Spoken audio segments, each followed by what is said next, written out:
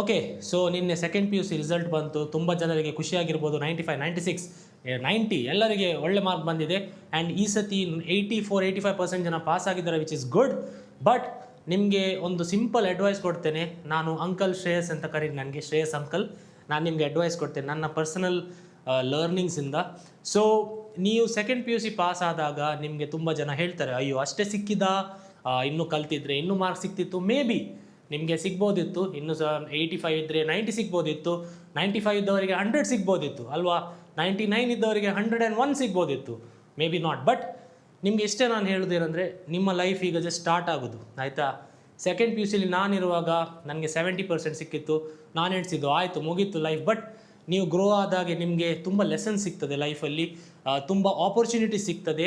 So ನೀವು ಆ ಆಪರ್ಚುನಿಟೀಸನ್ನು ಹೇಗೆ ಹೋಲ್ಡ್ ಮಾಡ್ತೀರಿ ಅದು ತುಂಬ ಇಂಪಾರ್ಟೆಂಟ್.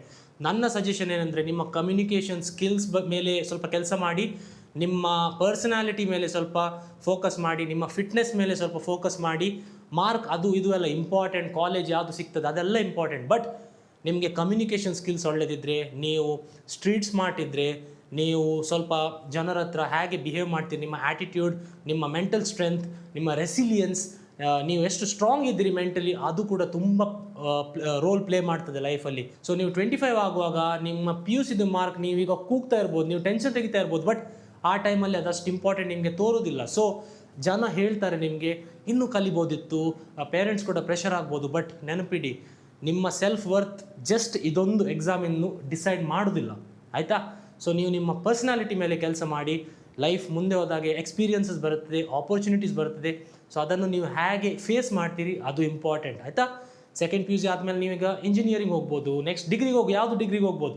ಅಲ್ಲಿ ಹೇಳ್ತಾರೆ ಅದು ಮೋಸ್ಟ್ ಇಂಪಾರ್ಟೆಂಟ್, ಸೆಕೆಂಡ್ ಇಯರಲ್ಲಿ ಅದು ಮೋಸ್ಟ್ ಇಂಪಾರ್ಟೆಂಟ್. ಸೊ ಲೈಫಲ್ಲಿ ಯಾವಾಗಲೂ ಎಲ್ಲರೂ ನಿಮಗೆ ಮೋಸ್ಟ್ ಇಂಪಾರ್ಟೆಂಟ್ ಹೇಳಿ ಪ್ರೆಷರೇ ಆಗ್ತಾರೆ, ಆಯಿತಾ.